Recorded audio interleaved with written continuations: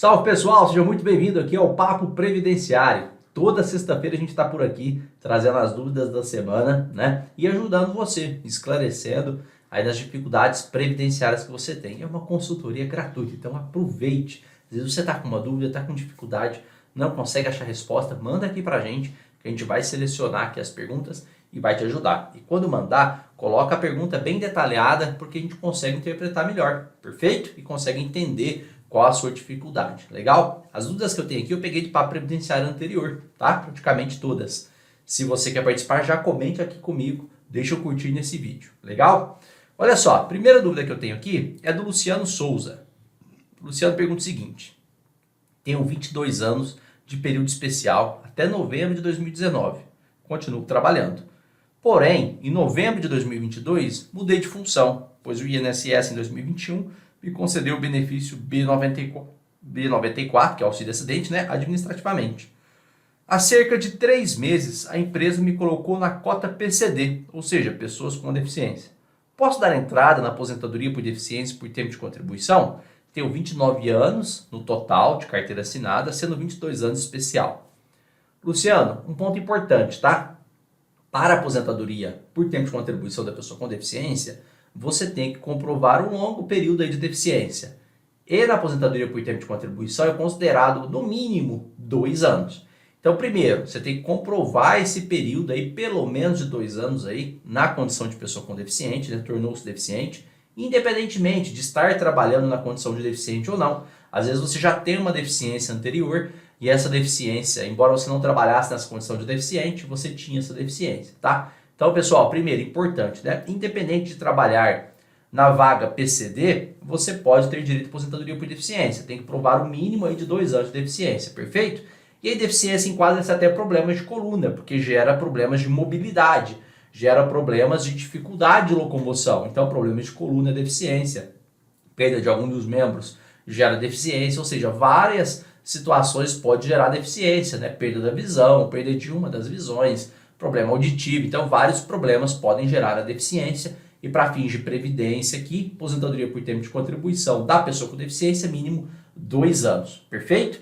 E o INSS, lembrando, né, analisa sempre a funcionalidade daquela deficiência e os impactos que ela tem em 7 domínios. A gente já trabalhou sobre isso, já deixei uma playlist específica aqui só da aposentadoria da pessoa com deficiência, então você pode entrar aqui no nosso canal e aprender tudo sobre essa modalidade de aposentadoria tão benéfica. Mas voltando ao assunto do Luciano, primeiro, Luciano, se você não conseguir comprovar pelo menos esses 2 anos, já não vale a pena nem você tentar, porque você tem que ter no mínimo esses 2 anos, é requisito indispensável, perfeito? Depois, né, esse período especial, ele pode sim ser considerado, né, na aposentadoria da pessoa com deficiência. É lógico, o percentual de conversão até a data da reforma não vai ser igual, né, para a aposentadoria comum, né, por tempo de contribuição. Então, vamos imaginar, via de regra, soma-se 40% a mais a sua contagem de tempo quando é uma aposentadoria comum. Se a sua aposentadoria por deficiência, ao invés de, por exemplo, a deficiência for considerada leve, ao invés de 40%, vai aumentar apenas 32%. Então, tem uma redução, mas pode ser aproveitada, tá bom? Então, vamos recapitular tudo. Você pode sim pegar o período especial e aproveitar essa modalidade na modalidade de aposentadoria, tá? Sem problema nenhum. E pode sim solicitar a aposentadoria da pessoa com deficiência, desde que tenha no mínimo 2 anos de deficiência comprovada. Legal? Perfeito? Próxima pergunta que a gente tem aqui é da Marinalva Oliveira. Ela pergunta o seguinte: doutor, eu fiz um requerimento em 11 de 12 de 2021. Sai o resultado agora, em 6 de março de 2024. O INSS não pagou retroativo. O que faço, doutor?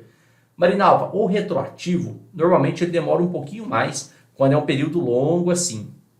É igual no seu caso. Por que demora um pouquinho mais? Quando ultrapassa o valor aí, determinado de valores de benefício, o INSS precisa de uma autorização. Então a agência da Previdência ela não consegue te pagar administrativamente, automaticamente. Quando é um período mais longo, ela precisa de uma validação do gerente executivo. E aí, consequentemente, vai para essa validação e para ser aprovado. Março de 2024, perfeitamente razoável, né? A gente está em maio aí, 2 meses, tranquilo para eles fazerem essa validação e depois já fazer o pagamento. Quando começa a ultrapassar um período aí de 120, 150 dias, é interessante você abrir o requerimento lá para pagamento de benefício não recebido, só para eles não perderem o fio da meada e fazer esse acompanhamento direitinho, tá bom? Então, Resumindo, se começar a demorar, você pode abrir o requerimento de benefício não pago. Combinado? Mas é normal esse prazo aí para pagamento, porque é um longo período, ok? Outra pergunta que eu tenho aqui é do Newton dos Santos. Ele pergunta o seguinte: olá, doutor. Olha, eu aqui de novo. Ah, legal, seja bem-vindo, Newton. Doutor, até agora nenhum advogado esclareceu muito a minha dúvida. Quem sabe o doutor tira. Vamos lá. Doutor, recebi o auxílio doença temporário por acidente de trabalho por 22 anos antes do acidente. Eu tinha 12 anos de contribuição. Durante esses 22 anos que fiquei recebendo auxílio temporário numa perícia, o perito negou o benefício. E eu não voltei ao trabalho, porque eu não estava apto, não fiz contribuição intercalada.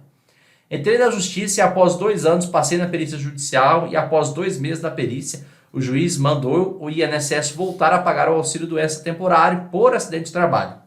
Pergunta, doutor, esses 2 anos vai contar como tempo de contribuição? Lembrando que não fiz contribuição intercalada, mas o juiz entendeu que o INSS não poderia ter cessado meu benefício, né? Grande abraço, Newton do Rio Grande do Sul. Newton, seja muito bem-vindo aqui no nosso canal. Espero que você esteja bem no Rio Grande do Sul.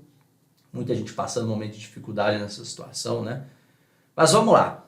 Pessoal, o benefício por incapacidade temporária tem que ser intercalado com contribuição, exceto se ele for por acidente de trabalho.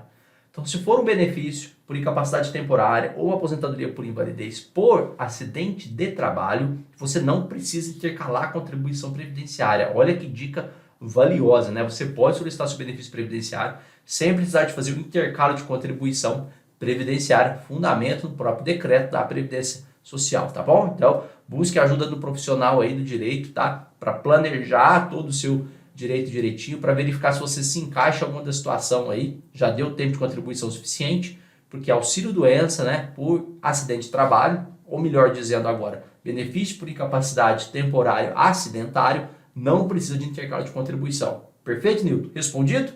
Legal. Próxima pergunta que eu tenho aqui é do user. Ele pergunta o seguinte: doutor, boa noite. Boa noite. Estou com processo de aposentadoria por incapacidade permanente, ou seja, aposentadoria por invalidez. Já bem adiantado na justiça. Inclusive, já fiz perícia judicial e o laudo foi totalmente favorável a mim. Ótimo. Porém, tenho uma CNH especial PCD. Só posso dirigir automóvel com câmbio automático e com adaptação específica para mim, com sequela de poliomielite nos membros inferiores. Eu posso renovar minha CNH com o processo em andamento, sem risco do INSS usar isso contra mim no processo? Minha CNH vence em julho desse ano. Muito obrigado. User, sim, você pode renovar desde que você não utilize a sua CNH para trabalho.